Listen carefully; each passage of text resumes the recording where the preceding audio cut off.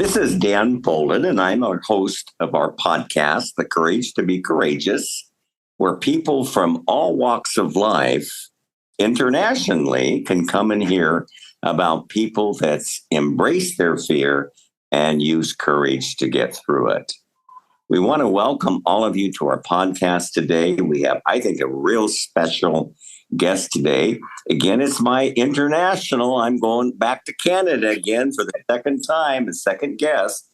It's Jalene Murphy. We're going to talk to her here in just a moment, but I wanted to let you know she's come out with a book called The Modern Day Courage. And we're going to talk about that to the end of the podcast. But before, I want to tell her a little bit about her history. I think she has a very courageous story with a lot of fear and tears, as we all have in our stories as well. So, Jalene, welcome to my podcast. I'm looking forward to hearing about you and hearing about your story. Welcome, and thank you for coming and doing the podcast with me. Well, thank you for having me, Dan. It's an extreme pleasure. It's my first ever podcast, so thank you so much. I want to say one thing of how we met. I play racquetball in Scottsdale, and I believe it's my cousin. Your cousin is Diane, right? Yes. And somehow Diane gave you my book to read, The Courage to Be Courageous, and you read it and then contacted me. That's pretty fascinating story, and we're looking forward to hear your story because I think your story is very powerful. I know there's tears involved because we did the podcast the other day. And I understand that. So tell me a little bit about your history and welcome to my podcast. Well, thank you, Dan. Well, I will state, I guess, for the record, I am 43 now. And growing up, I grew up in a small, I would say, conservative town on the prairies of Canada. And for those children of the 80s who didn't really have the internet at that time, you grow up, I think, just, not really knowing any better or knowing any differently. I grew up in a very Catholic home, went to Catholic school, went to a Catholic church. So pretty saturated in that faith, and had obviously parents, and I have 4 brothers and 1 sister, so a large Irish-Ukrainian family, Irish-Ukrainian Catholic family, and any more on that? Do you need any more history on that? Or well, I think Catholic. I mean, I know what it's like. Catholic can, as organized religion, can do damage because they drill into our head all these messages about sex, no sex before you're married, and it can create a lot of shame in us. A lot of shame in us. Did that happen in your case too? Was there shame involved? Well, of course, Dan. I think that is one of the shame, guilt, and fear is used. Well, that's what I felt growing up. It was no sex before marriage. It's a sin. You'll go to hell, et cetera, et cetera. And, you don't have any other one to ask. I mean, everyone in my family was pretty much a practicing Catholic, so you don't know any better. You don't know that you could be any different because that's what you were taught, and that was the law. Yes, I get that. Now you got married, I think, at 24. Tell us a little bit about. And your husband would be Josh, right? Yes, Josh. So I got married in the Catholic Church at 24, and I will state it was one of the happiest days of my life. I fell in love with Josh on the first date, and I just knew that he was very patient and understanding, and he kind of balanced me in a lot of ways, and I just couldn't imagine living my life without him. And so,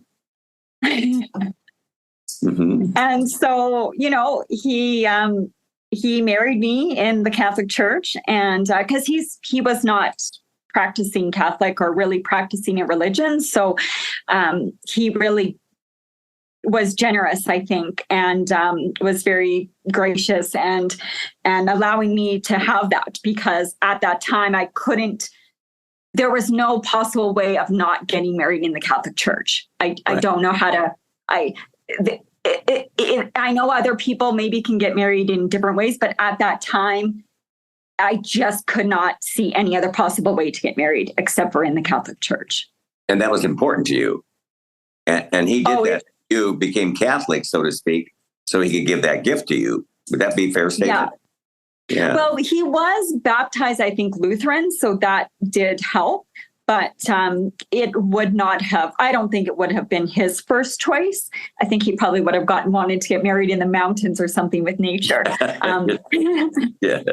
But again, he, that's a testament to his character, is he was very, very loving and very giving. Yeah. Mm-hmm. Mm-hmm. Now, tell us a little bit about this trip to Turkey and how that all came about and how Josh supported you on that. Give us some history on that. Yeah. So I got married at 24, and throughout the course of our marriage, it took some time to get comfortable with my sexuality and my using my body in a sexual way, because you're so shamed as a woman to use your body and to own your body and to be able to express and to feel good about it. And like you're not really given permission to enjoy that until you're married. And so from the Catholic Church. And so I was able to enjoy that with Josh and learn about myself. And within that time frame, I just became more curious about having a sexual engagement or an encounter with a woman. And for my 30th birthday, I took a trip to Turkey, and with Josh's approval, I was able to have that experience in Turkey with a woman. And Josh was very supportive. We shaped our marriage the way that we wanted it to be on our terms. And Dan, there was a lot of support and love and friendship and caring and respect within our marriage. And but that trip, it changed my life. I don't know how else to say it. It changed my life, and it challenged a lot of thoughts and beliefs I had about myself and how I understood myself. And the title of being a heterosexual married woman, that's what I thought I was, until I kind of found out that wasn't the case. No, it's interesting because Josh actually knew that you had feelings of having a relationship with a woman. He knew that when he supported you going to Turkey. Did he know where you were at with your sexuality at that time? Did Josh know? I would say I didn't know where I was with my sexuality. So I think Josh knew as much as I did, Dan, because when I went to Turkey and had this experience, it threw me into a disarray, because I was married and in love with my husband, and this encounter, it challenged my whole identity, because now, I really was taken with this woman. And, to tell you, in the book, for 2 years, I thought about her, and I just had her name, and I knew the industry she was in, and I tracked her down. And 6 months after I tracked her down, Josh put me on a plane, and I went to see her in Turkey again. I turned 33 when I was in Turkey. Did he know then going to see a woman? Did he know that you were seeing a woman? Yes, that was the purpose of the trip. Attraction? Did he know that? Can you say that again? Did he know the second time he sent you that you had an attraction to a woman? Did he know the second time? He knew everything about Eve. I mean, I didn't hide the fact that she had a profound effect on me. Right. and I write about it in the book, like he didn't know how to comfort me. I was quite taken with her, and Of course. I didn't quite understand why, though. And I think that's why he was also quite supportive, is that we encouraged each other to learn and to grow as people and as humans. And, you know, he just wanted me to learn and to come to some understanding. And, you know, seeing Eve the second time, and it felt exactly how it had the first time. Like, it just felt like I was coming home. It felt that I belonged. And yet again, it threw me into a disarray because I was still very much in love with my husband. And it was a challenging time. I don't know how else to say that. Well, let's take it a little further then, because you had this second time with her. You go back home to your husband, Josh. Tell me how you worked that through and what was the next process. You're going back. He knows that you're a woman. You're also married to him, and you love Josh and you love her both. So that's got to be kind of mind blowing in a way. Thinking, you know, how do you orchestrate that thing? Tell me where you were at that time, Jalene. Yeah. Well, I as much as I wanted to stay in touch with Eve and express how I felt, and I did, I don't think she just stopped responding to me. She obviously, it was something that she wasn't interested in, and that's okay. Everyone is where they are. It's all good.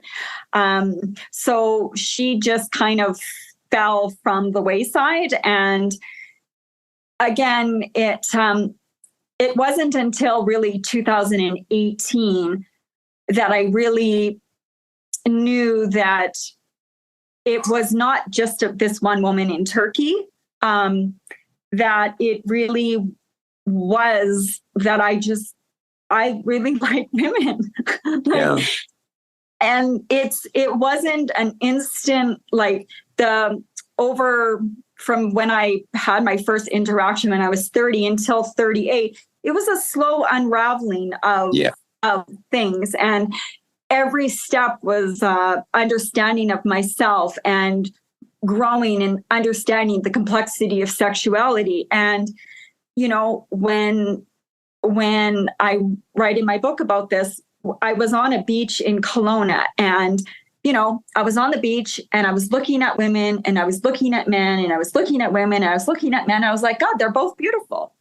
But it was women who held my interest and my intrigue. And that was the day, you know, where I realized, like, it wasn't this one woman in Turkey, and it was that I like women. And so I was in Kelowna with my brother. And so when I got home and I told Josh this, you know, that I think I like women, you know, he kind of chuckled and said, you know, of course you do, Jay. And I said, like, no, like, this is different. Like, I had struggled over the last couple of years with, like, the words like restlessness and connection in relation to our marriage. And I didn't honestly think that it was our marriage. I just had to find the problem so I could fix it. You know, like, I very much believed in marriage and, you know, staying together and working it through. But some things you can't, they don't need to be fixed. They just, you know, like, my sexuality doesn't need to be fixed so I can stay married. Like, it doesn't have to, it doesn't have to be that way. And I, as sad as it was to ask for a divorce, I had to do that, Dan. I had to take those courageous steps. And, you know, I didn't want to divorce my best friend, you know. That had to be very tough, very, very tough. And I understand the courage. And I understand the tears as well, too. It's hard, so hard. Well, tell us how the divorce went and where you're at with that today. Um, it's one of the hardest things I've ever had to do. Like I had to go home and ask the person I once loved deeply for a divorce. you know, it's heartbreaking. I don't know how else to say it. It absolutely broke my heart. And I know it takes time to, come to a place where you're not so sad about it. I'm not there yet. Yeah, I understand. I hear that. I understand. And my heart was out to you. Well, I wouldn't be the same person if I hadn't married him. Right. I hear that. Well, you divorced your best friend, and that's got to be hard. But also, you were able to be courageous enough to accept your authentic self. That's the gift from that. You had the gift to accept yourself for who you were. And I always said that there's a gift. We may not see the gift at the time, but there's a gift that comes from that. I know you and Josh are not talking together right now. I think you went to your boss. By the way, Jalene has been 22 years with this agency called Paul Travel. Yes. And you went to your boss and told her about that. And she kind of is a connection between you and Josh. Tell us a little bit about that. Yeah. So I've had the same boss for 22 years. And so she has seen me grow up. And my place of work is very supportive, very loving, very inclusive. And, when I was going to, the process of divorce, my boss was able to kind of be our go-between person because, it's for anyone that has gone through a divorce, it's very hard. It's very emotional. I don't think it matters if you're, you don't want to be married anymore. You do want to be married, but you have to divorce. Like it's still sad. There's so many emotions. And so my boss was kind of the buffer, the go-between, and made a huge difference, I think, for the process of it. I'm very thankful she was able to be there and support both of us because, she also knew Josh for, as long as she knew me, because I was dating Josh when I started working there. She came to our wedding, so she's, I'm still very thankful for my boss who, has been there for me and for Josh during this transition into now our new lives, I guess. Mm-hmm. And, I want to say something because time will heal things. Time will heal. Because when the emotions are raw right now, this is not necessarily the time that they will heal. They will heal later. And I know how much you would like to still have him in your life as a friend. But it isn't over. There's still time. So that's what I wanted to encourage you with as well. Well, we're going to talk about the book now because I think this is such a... I haven't read the book yet. I'm getting ready to order it. But I want to read to my podcasters. Jalene was very, very good about sending me the back of her book. And I think it's such a powerful statement. And now you know a little bit about her story. She's been in the travel agency 22 years. She's traveled all 7 continents. So she obviously has seen a lot of the world. More to see. Yes, that's right. That's right. But it's called Modern Day Courage. And I want to read this from the back of her book. It said, Modern Day Courage is a collection of short stories written from the heart. They are true, intimate, and contemporary, describing an emotional journey that has led to an authentic, meaningful life. On this very personal pilgrimage, Jalene overcomes life's obstacles, mental health, the stigma of divorce, Pervasive Perfectionism and the Tyranny of the Catholic Church, Guilt and Shame.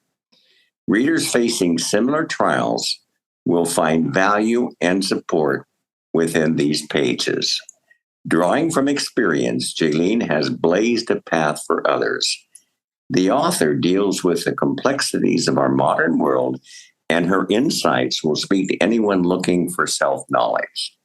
She tackles with grace and wisdom the challenge of sexual affirmation, self-love, divorce, and mental health, while highlighting the power of courage, inner strength, determination, and hope.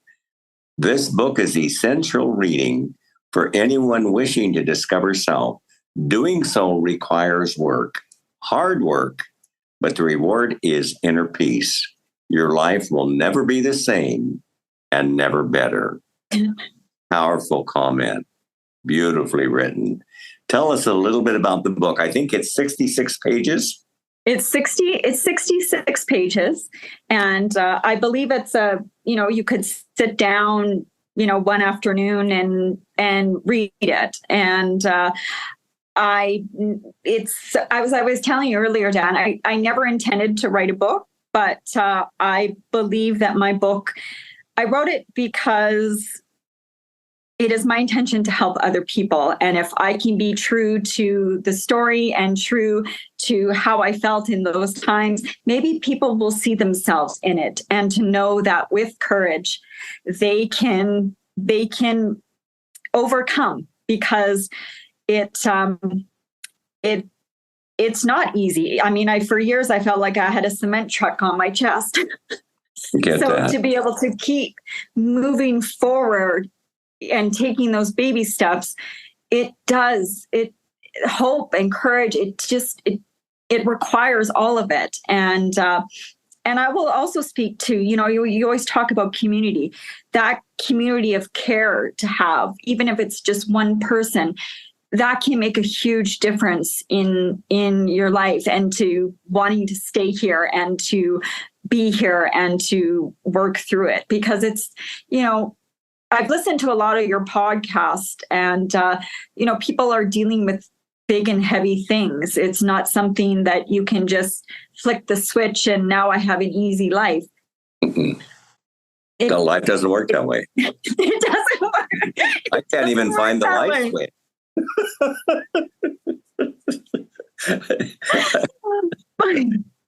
But if you can arm yourself with some stories, and to someone that maybe has been through a couple of things that can maybe spur you on and to encourage you to take that next step, I hope my book can do that for someone. And that was the whole intent of writing the book, is if I can just help one person, then I feel that I've succeeded. And I'm thankful I'm able to write it and to put it out, and to be able to talk to you, to be able to spread the word about modern day courage.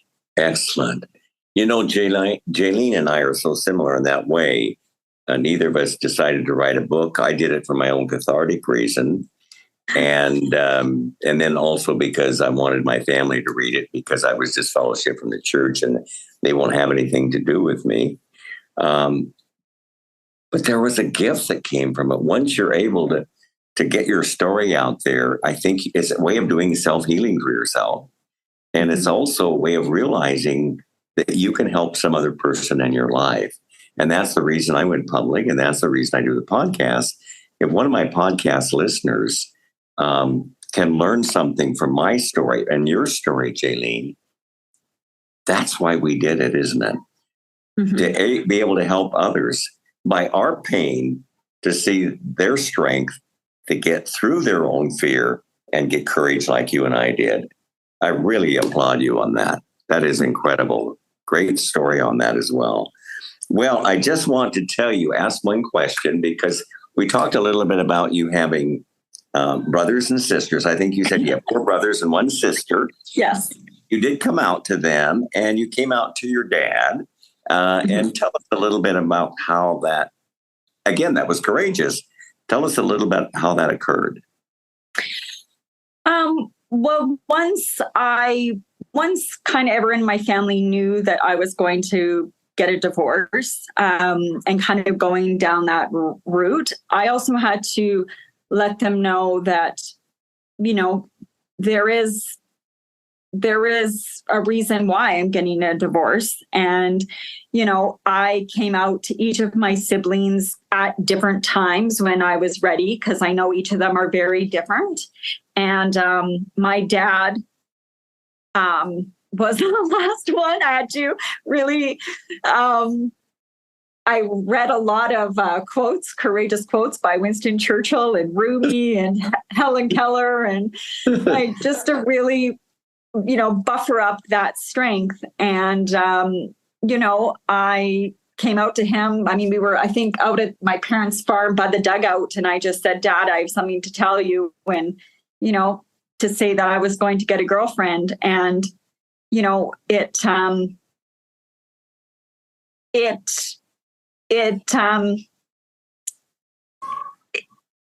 did it. I don't know. I did it. And, you know, he said, okay, like, you're an adult, and okay, like, there was no other real thing about it. And then I just told him to tell Mom, because, you know, that's just easier. And that's just how that went. And I think you were telling me that your dad accepted it, and but being Irish Ukrainian, he didn't show a lot of feeling about it. Yes, my parents are not very expressive with emotions, and they show their love in different ways. Yes. So, but I guess, you know, I'm still invited for Christmas. Well, that's great as well, too. Well, I always like my people on my podcast, or my guests on my podcast, and there's going to be all different types of listeners out there. They're going to go through all different events in their life, and they need courage to get through their fear, be their authentic self. Some are hiding, some are struggling, even to the point of feeling suicidal. What do you think your story will do to help those to be able to face their fear and use courage to get through it? How do you think your story, Jalene, would help them? I want to say that courage is accessible to anyone at any time. And it's something that is just given to us. And we have to